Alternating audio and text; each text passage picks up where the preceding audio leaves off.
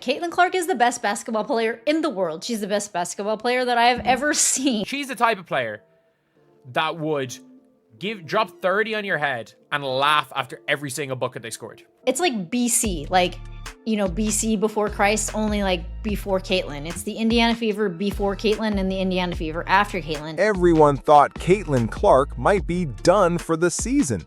A brutal quad injury, a 3-week silence, and a team struggling to stay afloat in her absence.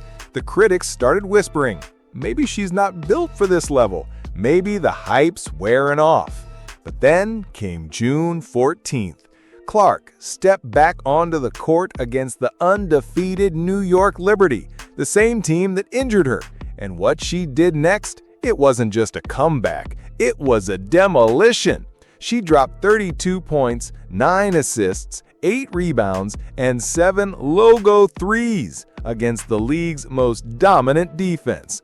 She is the face of basketball right now. It's really hard not to recognize the difference that she makes on the Indiana Fever. It's just mad. It's just mad watching this all.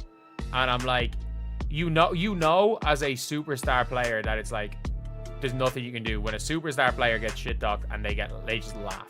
They have to just laugh. In one night, she didn't just shut up the critics, she changed the trajectory of the entire WNBA season. Because this wasn't just about one game. It was a turning point for Caitlin Clark, for the Indiana Fever, and maybe for the entire league. Let's break down how one injured rookie just flipped the WNBA upside down, and why this might be the start of something bigger than anyone expected. It happened fast, too fast. In a rough physical matchup against the New York Liberty, Caitlin Clark took a hard hit that left her limping. At first, fans hoped it was nothing, just a bruise, just soreness. But when the medical report came out, quiet strain, everything changed. Now, if you're not familiar with how serious that kind of injury is for a basketball player, let's put it like this. The quad is everything. Your first step, your vertical lift, your ability to explode off the dribble or stop on a dime for a jumper. If your quad's not right, nothing's right. The league started buzzing, not with support, but speculation. She's played too many minutes. She's getting bullied out there. Maybe she's not ready for the WNBA's physicality. And worst of all, some whispered what no rising star wants to hear. She might be done for the season. Even fans started to wonder, could this be the point where her rookie season fades into disappointment? The Indiana Fever, already struggling with inconsistency, now face games without their franchise player, their floor general, their heartbeat. And while Clark sat out, the Liberty just kept winning. 9 games, 9 wins, unstoppable, confident, almost comfortable. Because let's be honest, they thought they'd seen the last of her. But what they didn't know was that Clark wasn't just healing, she was preparing. Caitlin Clark stepped back on Stewie. That's not even remotely a step back. 6 shot, but opponents laughing with each other. I mean, she's just hit her 4th logo 3 of the game. For 3 weeks, Caitlin Clark disappeared from the court. No highlight reels, no jaw-dropping threes from the logo, no game-time magic. But behind the scenes, something was brewing. Reports started trickling out, not from the team, not from official sources, but from practice gyms. Clark's shooting again. She's moving quick. She might come back soon. Still, fans weren't sure what to believe. A quad strain doesn't just vanish, especially not when your game relies on explosiveness and cutting at full speed. Recovery takes time. Rushing back? Risky. Then the bombshell. She would return.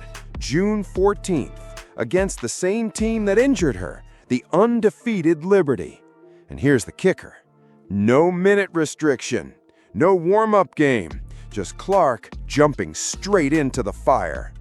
That announcement lit social media on fire. Was she being thrown into the deep end too soon?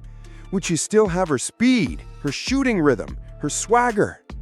Analysts debated. Opposing fans scoffed. Some called it reckless. Others said it was desperation. But Clark, she stayed silent. And when the cameras turned on that night, when the lights hit the hardwood and the crowd roared, you could see it. This wasn't just a return. It was a revenge tour in disguise. Tip-off. Caitlin Clark jogs out. focused, stone-faced, no brace, no tape. If she's hurting, you'd never know.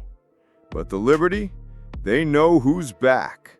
From the first possession, it was clear this wasn't a cautious, play-it-safe version of Caitlin. She was attacking, fast, aggressive. Her first bucket? A deep three from way downtown. The second? A pull-up in traffic. By the third, she'd already hit a shot so far from the arc that even the commentators needed a second to react. And the crowd? They exploded. Clark wasn't easing into the game, she was dominating it. Step backs, no-look assists, logo threes that felt personal.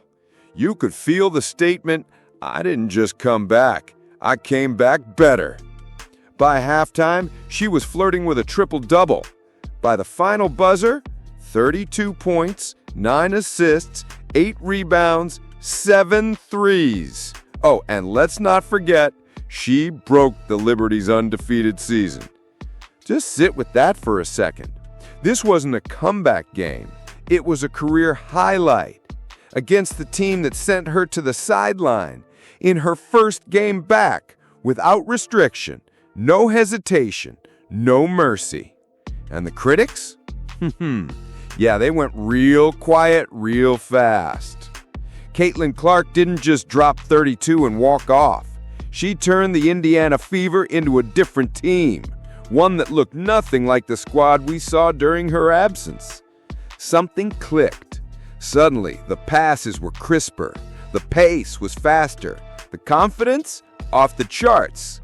This wasn't a one-woman show. This was a unit.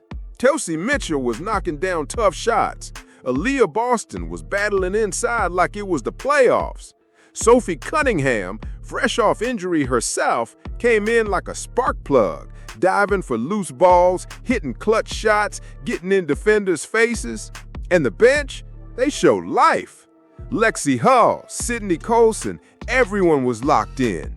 No wasted minutes, no weak links. By the end of the night, 5 Fever players were in double digits. The team hit a franchise record 17 threes. They shot nearly 48% from deep. Let that sink in. 48% against the best defense in the league. That's not just hot shooting. That's a shift in identity. Because here's the truth. Caitlin Clark's return didn't just give them points. It gave them belief. You could see it in the way they celebrated after every bucket, in the energy on the bench, in the way they looked at each other. This wasn't just a win. It was the birth of something way bigger. The Indiana Fever didn't just beat the best team in the league. They became a threat to be the best team in the league. Before June 14th, the New York Liberty were untouchable. 9 games, 9 wins. They weren't just winning, they were bullying teams. You could feel it, that quiet confidence, that smug energy. The kind that says, we know you can't beat us. But Caitlin Clark didn't just walk into that energy, she shattered it. Welcome back, Caitlin Clark. You are insane. With every deep three, every no-look pass, every dagger, the Liberty looked less like champions and more like a team getting exposed on national TV. They weren't just losing the game, they were losing control. Because here's the thing about aura. Once it cracks, it crumbles fast. You can see it in their faces. The Liberty went from confident to confused, from poised to panicked. They couldn't close out on shooters. They weren't talking on defense. They looked rattled. And Clark knew it. She didn't talk, didn't showboat, but her game said everything. I'm not scared of you, and neither is my team. Even the Liberty's top defenders, players known for shutting down stars, looked helpless. When Clark pulled up from the logo with 18 seconds on the shot clock and drilled it, that wasn't just a bucket, that was psychological warfare. By the fourth quarter, the Liberty weren't fighting to win, they were just trying to survive. And when the final buzzer sounded, it wasn't just a loss, it was a reset. Because now, every team in the league knew.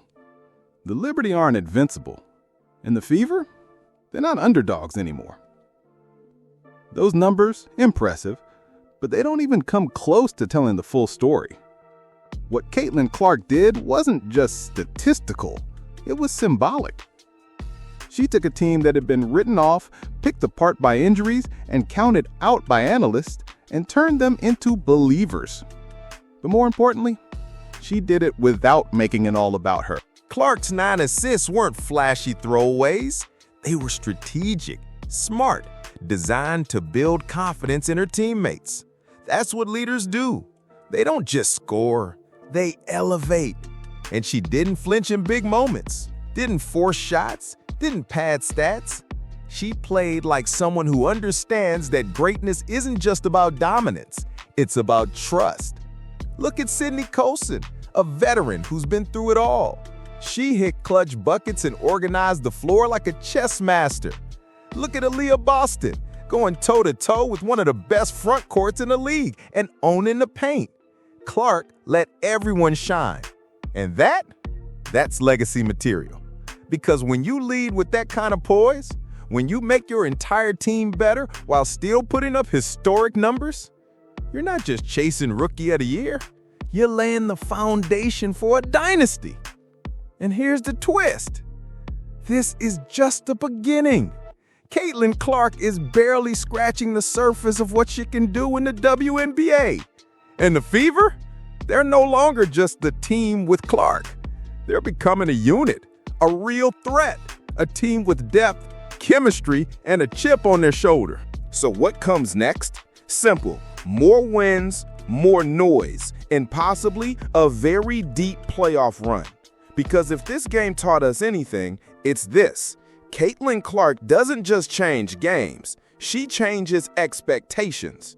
Absolutely. Here's Section 7, the message sent to the league, the fans, and the future, where we zoom out and look at the ripple effect this single game created. This is where we hit with a powerful punch of meaning and momentum.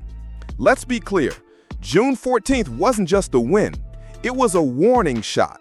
To the rest of the league, you can't game plan confidence. You can't outcoach belief, and you definitely can't ignore a team led by a player like Caitlin Clark. For weeks, the narrative was that the Liberty were the gold standard, and Clark, a flashy rookie who needed time. But this game flipped that script on its head. What it said, loud and clear, is this: the Indiana Fever are no longer here to learn. They're here to compete. To the fans, it was validation. People who stood by Clark through her injury, who believed in the vision, who watched her highlights from Iowa and said, just wait till she gets her rhythm. Well, here it is. That rhythm, it's real and it's dangerous. The arena was electric. Social media exploded. ESPN couldn't stop replaying the logo threes. Suddenly, the Fever aren't just on the schedule, they're on the radar. So what comes next? Simple. More wins, more noise, and possibly a very deep playoff run. Because if this game taught us anything, it's this. Caitlin Clark doesn't just change games, she changes expectations.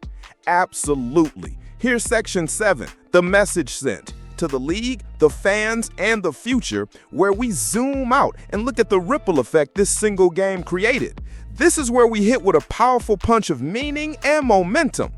Let's be clear, June 14th wasn't just a win, it was a warning shot. To the rest of the league, you can't game plan confidence, you can't outcoach belief, and you definitely can't ignore a team led by a player like Caitlin Clark. For weeks, the narrative was that the Liberty were the gold standard, and Clark, a flashy rookie who needed time. But this game flipped that script on its head. What it said, loud and clear, is this: the Indiana Fever are no longer here to learn. They're here to compete. To the fans, it was validation. People who stood by Clark through her injury, who believed in the vision, who watched her highlights from Iowa and said, just wait till she gets her rhythm. Well, here it is. That rhythm, it's real and it's dangerous. The arena was electric. Social media exploded. ESPN couldn't stop replaying the logo threes. Suddenly, the Fever aren't just on the schedule, they're on the radar. And to young boys and girls watching, this was bigger than basketball. It was proof that setbacks don't define you, that you can get knocked down, miss games, have people doubt you, and still come back louder, faster, sharper. Caitlin Clark just turned a regular season WNBA game into a cultural moment. And in doing so, she reminded everyone, you can't script greatness, but you can feel it when it walks back on the court. Some games are just games. They come and go. Win or lose, they fade into the schedule. But this was a turning point. June 14, 2025, the day Caitlin Clark came back and reminded everyone why she's the face of the future. Not just because of the 32 points, not because of the logo threes or the franchise record shooting night, but because she led, she inspired, she changed the temperature of the league. That night, the Indiana Fever didn't just beat the Liberty. They announced themselves as contenders, as a team with depth, heart, and dangerous chemistry, as a team no one will take lightly again. And Caitlin, she proves she's more than hype, more than highlights. She's the kind of player who shifts culture, raises standards, and drags her team into greatness by sheer force of will. What happened against the Liberty was bigger than basketball. It was a message to every doubter, every critic, every defender who thought she'd lost a step during those 3 weeks off. You haven't seen anything yet. This wasn't just a comeback, it was a beginning. And if this is where the story starts, you better believe the rest of the league is watching and nervous.